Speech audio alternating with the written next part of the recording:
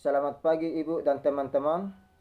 Saya atas nama Obi Alfa Ardiang Nenel, NPM 31230028, kelas C semester 3.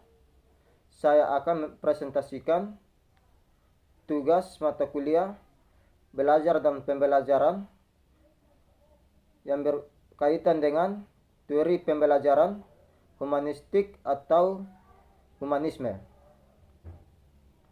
Di sini saya akan menjelaskan tentang pengertian teori humanistik.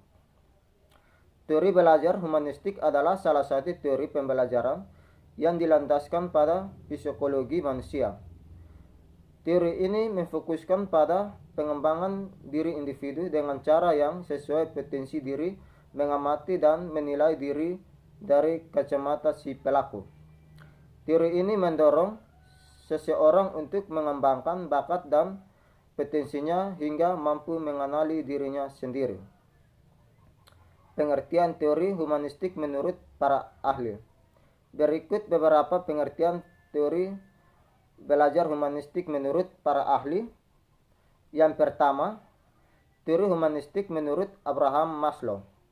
Menurut Abraham Maslow, hal terpenting dalam pembelajaran adalah proses untuk mengenal diri sendiri dengan baik, bagaimana kita menjadi diri sendiri di dalam prosesnya dan menemukan potensi diri yang bisa kita kembangkan.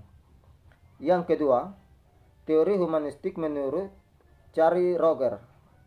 Sedangkan menurut Carey Roger, pembelajaran merupakan proses untuk saling memahami antara guru dan murid, hingga guru atau apa yang dibutuhkan oleh muridnya tanpa ada paksaan ataupun ketika sepemahaman antara keduanya, sehingga bisa didirikan pembelajaran sebagai pengalaman seseorang dalam prosesnya.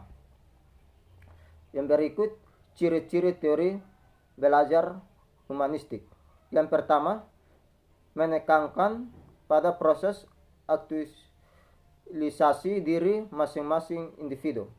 Yang kedua, proses merupakan hal penting yang menjadi fokus utama belajar. Yang ketiga, melibatkan peran aspek kognitif dan efektif. Yang keempat, mengedepankan pengetahuan atau pemahaman individu. Yang kelima, mengedepankan bentuk perilaku diri sendiri.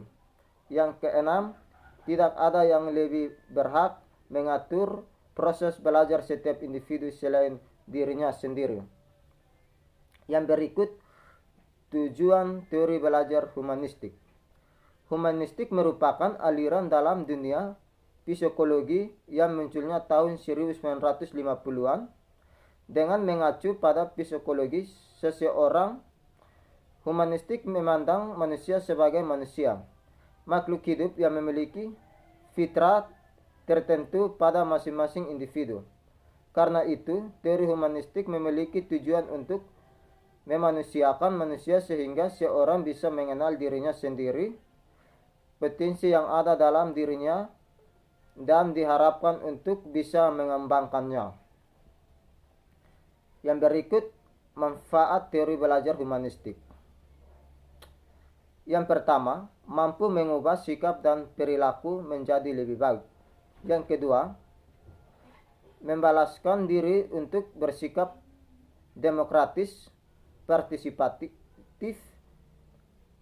dan humanis, menjadikan diri sebagai manusia yang dapat menghargai perbedaan dan kebebasan menyatakan ide atau gagasan maupun pendapat. Yang keempat, meningkatkan keinginan diri untuk belajar. Yang berikut macam-macam teori belajar humanistik.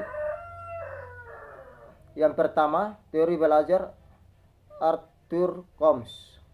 Pada teori ini, belajar akan terasa berarti bagi murid. Tugas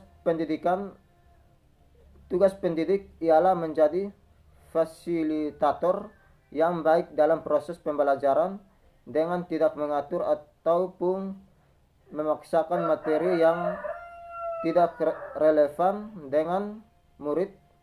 Saling memahami antara pendidik dan murid menjadi kunci terlaksananya teori belajar humanistik di tempat pembelajaran. Yang berikut teori belajar Bloom dan Krathwohl. Bloom dan Krathwohl mengemukakan teori belajar yang fokus pada hal-hal yang pasti dapat dikuasai oleh murid dalam proses pembelajaran.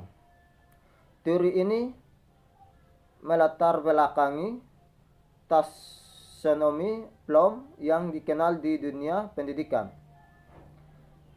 Yang kedua, teori belajar Carey Rogers. Menurut tokoh psikologi humanistik dari Illinois, Amerika Serikat, Carey Rogers, belajar itu harus melibatkan sisi intelektualitas dan emosional seseorang.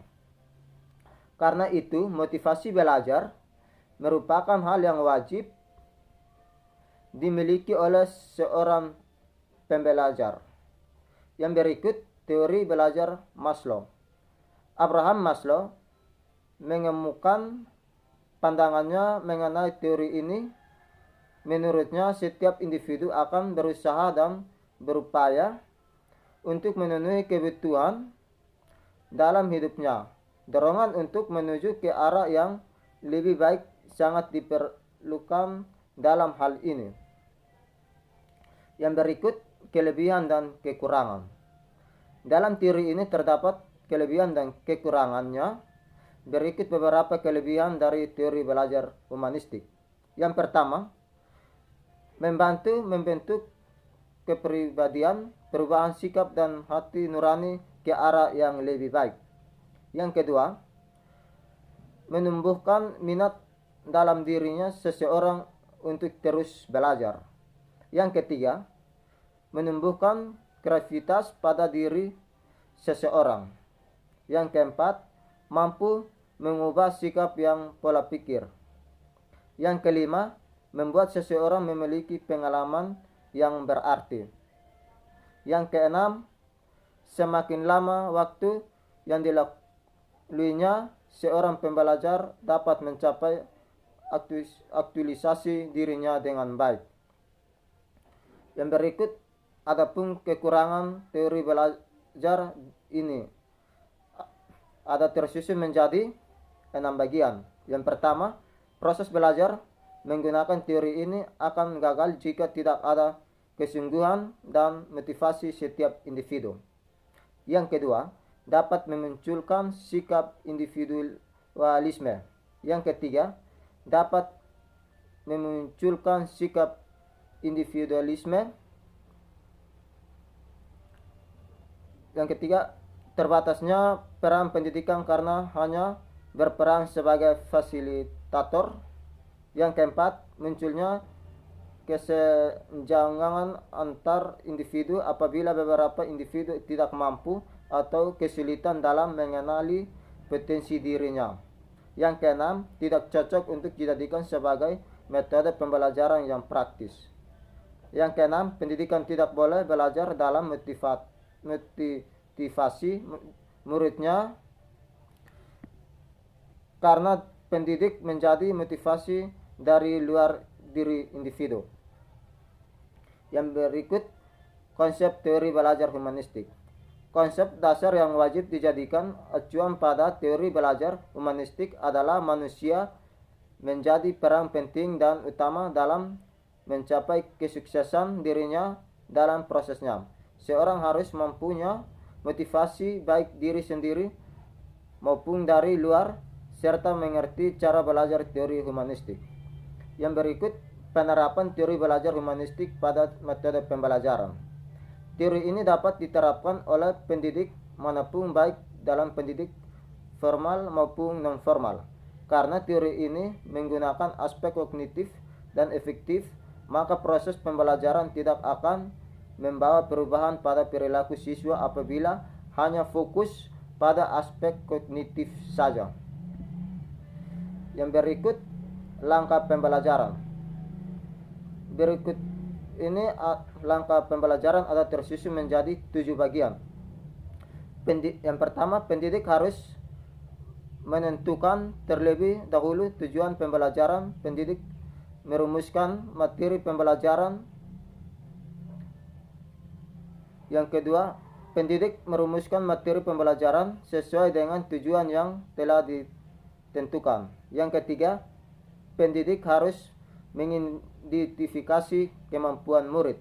Yang keempat, pendidik melakukan analisis topik untuk mengidentifikasi kemungkinan kekultasan serta didik pada pembelajaran tersebut. Yang kelima, pendidik membuat rancangan fasilitas belajar. Yang keenam, pendidik memberikan bimbingan agar peserta didik dapat belajar secara aktif. Yang ketujuh, pendidik mendorong peserta didik untuk memahami makna dan pengalaman dalam proses belajar. Yang berikut, aplikasi dalam pembelajaran. Hal yang harus diketahui adalah dalam teori belajar humanistik, pendidik hanya berperan sebagai fasilitator. Berikut ini contoh penyaplikasian teori belajar humanistik. Ada tersusun menjadi 7 bagian. Yang pertama, memperhatikan dan memberikan motivasi belajar pada peserta didik. Yang kedua, memberikan penjelasan kembali apabila ada peserta didik yang belum paham. Yang ketiga, mampu memahami karakter dari setiap peserta didiknya. Yang keempat, menyediakan fasilitas dan sumber belajar, baik buku, media visual maupun audio. Yang kelima, tetap menjalin komunikasi yang baik dengan peserta didik supaya kondisi pembelajaran tetap berkontrol. Yang keenam, memberikan dorongan untuk peserta didik agar lebih peka dan kreatif. Yang ketujuh, memastikan suasana belajar tetap kondusif. Ya, jadi baik, ini mungkin hasil diskusi yang dari saya. Saya mohon maaf mungkin ada kesalahan kata yang dalam penjelasan materi tentang teori pembelajaran humanistik atau humanisme. Sekian dan terima kasih.